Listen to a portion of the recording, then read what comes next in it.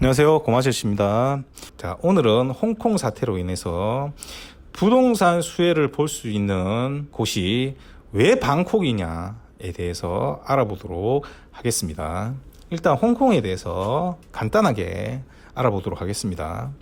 홍콩은 아시다시피 2차 아펜 전쟁에서 영국이 승리하면서 1898년에 한량바다 99년간 조차를 한 것입니다. 이것을 99년이 지난 1997년에 중국에 반환을 하게 됩니다.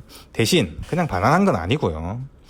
아시다시피 중국은 경제개방을 했다고 하더라도 여전히 공산당 일당 독재국가이기 때문에 앞으로 50년간 중국의 법과 경제 제도를 따르는 것이 아니라 홍콩은 원래 하던 대로 산다가 핵심적인 조건으로 홍콩이 반환되게 됩니다. 그래서 이것을 우리는 알기 쉽게 일국양제라 부르게 되죠. 이는 마카오도 마찬가지입니다. 그러니까 원칙적 합의로 보면 중국 정부가 50년 동안은 홍콩이나 마카오에 간섭을 할 수가 없는 게 되는 거죠.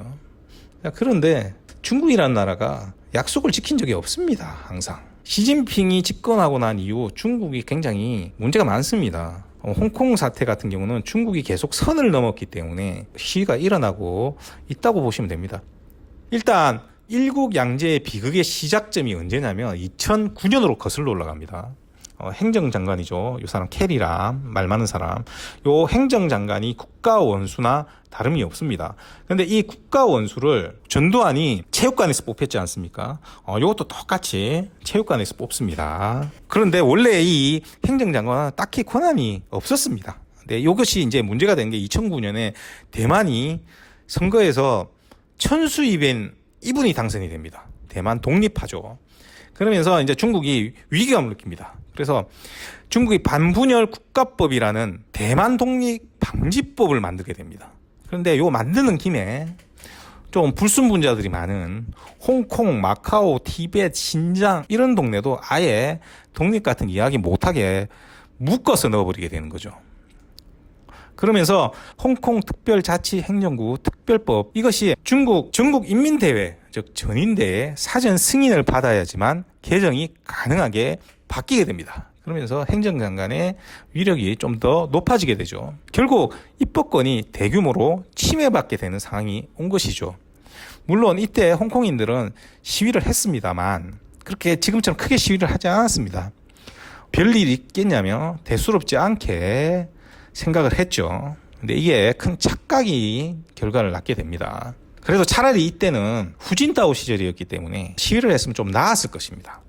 결국 2017년이 되면 간접선거를 직접선거로 해주겠다로 약속을 하게 됩니다. 그런데 이거를 시진핑이 쌩까버리게 되죠. 쌩까버리게 되면서 2014년에 우산혁명이 시작됩니다. 그리고 이게 2019년까지 민주화 운동으로 계속 연장되게 되는 거죠.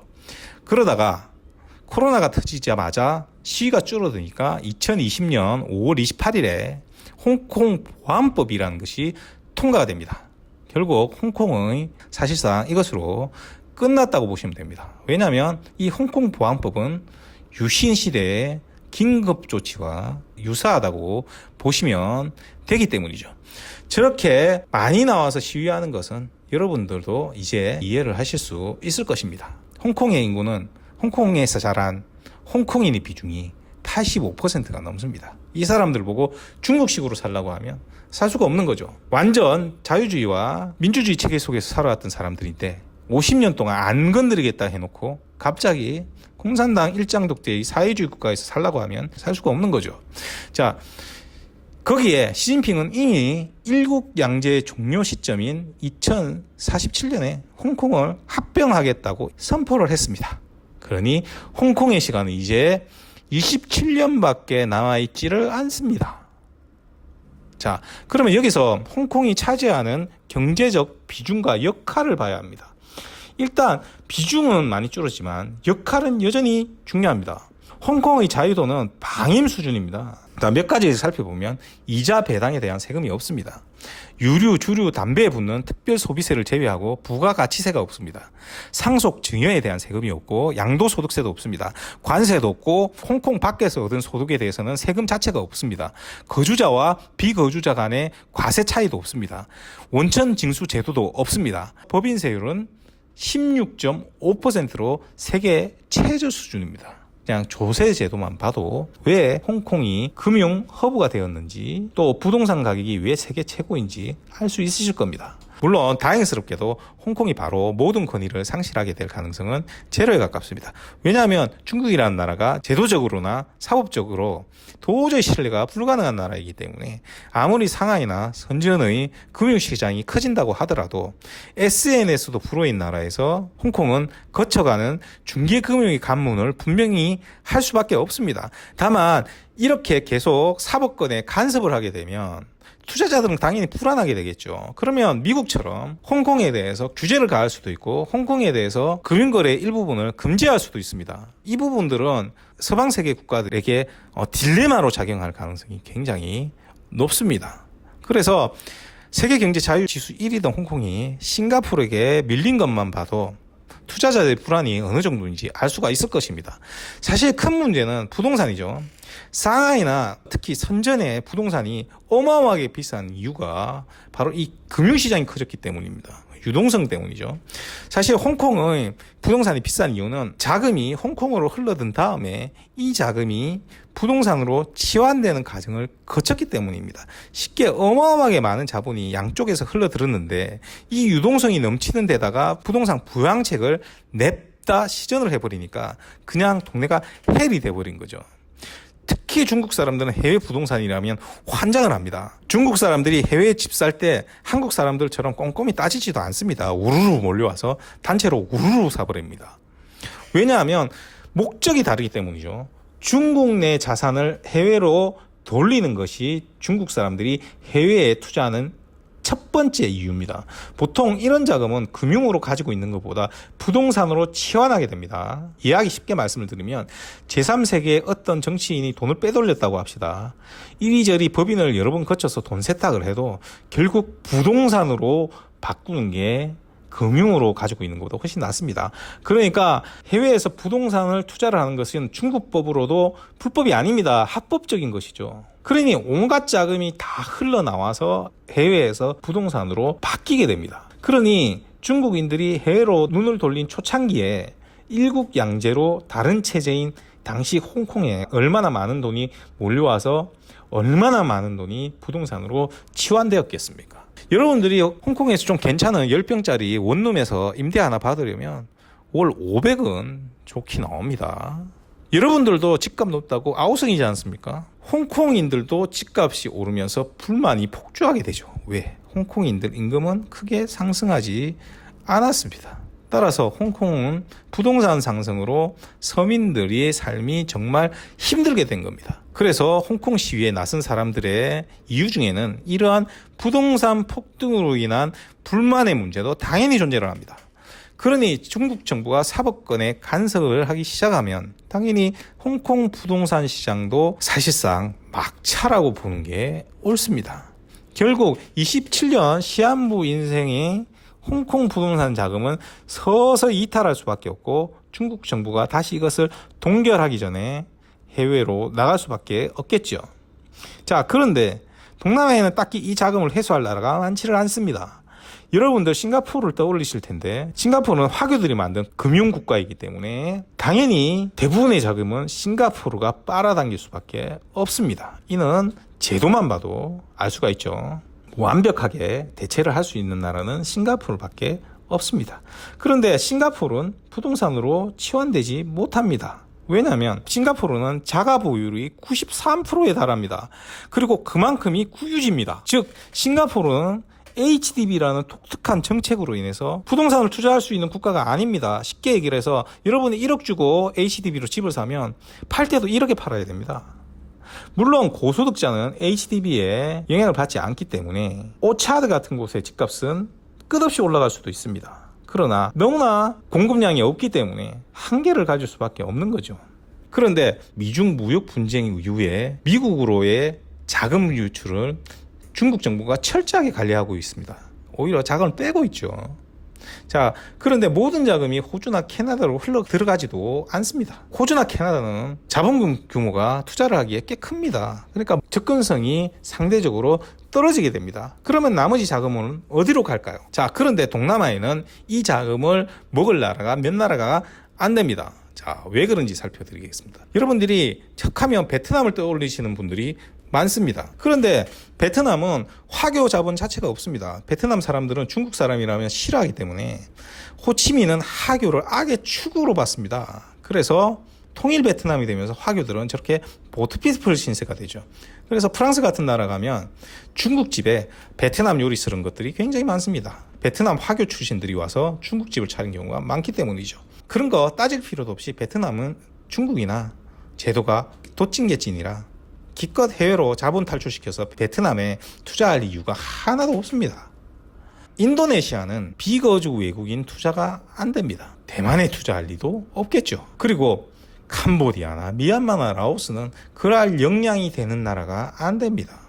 여러분 같으면 그런 나라에 투자 안 하겠죠. 자, 그러면 싱가포르로 들어온 홍콩의 금융자금을 부동산으로 치환시킬 수 있는 화교 경제권이 발달된 나라는 말레이시아, 필리핀, 태국 세 나라가 남습니다. 그런데 말레이시아, 태국, 필리핀은 같은 화교가 경제권을 쥐고 있어도 상황이 조금씩 다릅니다. 필리핀 같은 경우는 화교가 1% 정도가 경제권의 60%를 가지고 있습니다. 그래서 이 화교에 대한 반감이 굉장히 심한데 심한 이유가 바로 페르디난드 마르코스, 요 분이죠.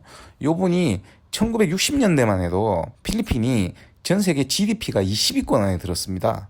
그런데 이분이 다 까먹었습니다.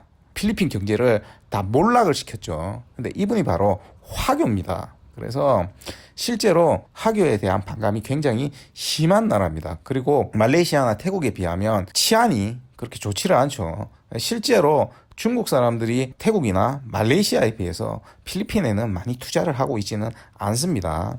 말레이시아는 인구의 25% 정도가 화교입니다. 그래서 경제권을 완전히 틀어진 나라죠. 싱가포르에 있는 자금이 이동하기가 굉장히 편한 나라입니다. 실제로 5년 전만 하더라도 동남아에서 가장 중국인들이 투자를 많이 하는 곳이 바로 말레이시아였습니다. 그런데 지금은 태국으로 바뀌었죠. 말레이시아는 인종차별 정책이 아직도 남아 있습니다. 부미푸트라 정책이라는 것인데 이게 뭐냐면 말레이계 우선 정책입니다. 원래 화교들이 말레이 반도로 건너와서 그 뒤에 안 돌아가고 그냥 정착한 게 말레이시아 화교들이죠. 그래서 싱가포르가 왜 생겼는지만 생각을 해도 말레이계와 화교들 간의 갈등은 뿌리가 깊습니다. 그래서 실제로 말레이시아 같은 경우는 화교뿐만이 아니라 외국인이 들어가서 사업을 하거나 살기가 딱히 좋은 곳은 아닙니다. 태국은 필리핀이나 말레이시아하고는 다르게 화교에 대해서 반감이 전혀 없습니다. 태국은 한 1200만 명 정도가 화교로 추정이 됩니다. 태국의 유명한 회사들은 대부분 다 화교라고 보시면 됩니다. 가장 큰 그룹인 CP그룹 같은 경우는 거의 뭐 대륙에 있는 기업이나 진배가 없습니다. 그리고 여러분도 잘 아시는 탁신계에서 나왔던 총리들은 전부 화교들입니다. 탁신 자체가 치앙마이의 화교죠. 그래서 정치권에서도 화교가 태국은 꽤 영향력이 있습니다. 태국 민족 자체가 중국 피가 많이 섞여 있다고 추정이 많이 됩니다. 그러다 보니까 중국에 대해서 딱히 반감이 별로 없는 나라가 태국입니다. 그러다 보니까 투자를 하기에 굉장히 용이하죠. 그리고 금리도 태국이 제일 낮습니다. 이 나라들 중에서는.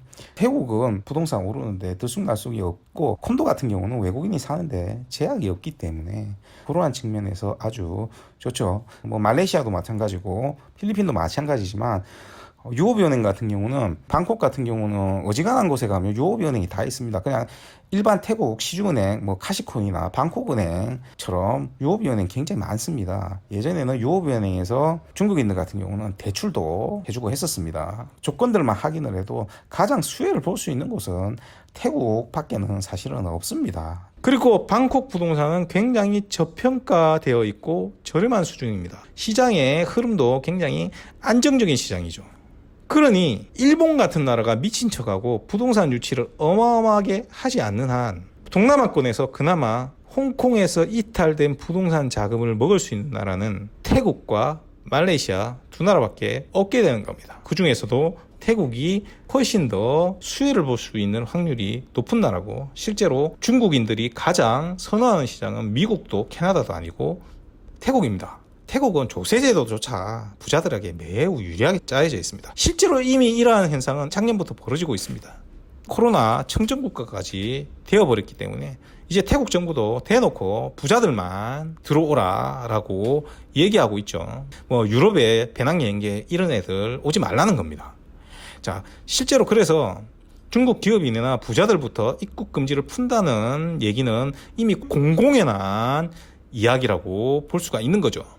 자, 우리가 경제를 볼 때 미시적 관점과 거시적 관점을 같이 고려할 필요가 있습니다. 그래서 투자도 미시적 관점과 거시적 관점으로 나눠서 바라볼 수밖에 없는 거죠. 한국은 미시적 관점은 괜찮을지 모르지만 거시적 관점으로 봤을 때는 그렇게 좋은 국가가 아닙니다. 태국 정부가 부동산 정책도 한국처럼 삽질을 하지 않는 데다가 코로나 기간 중에서도 가격은 계속 올랐습니다. 그렇기 때문에 여러분들이 보시기에 이탈된 홍콩의 부동산 자금을 빨아들일 수 있는 최고의 수혜지가 어디인지를 곰곰이 생각해 보시면 그 해답은 의외로 쉽게 찾을 수 있을 것입니다.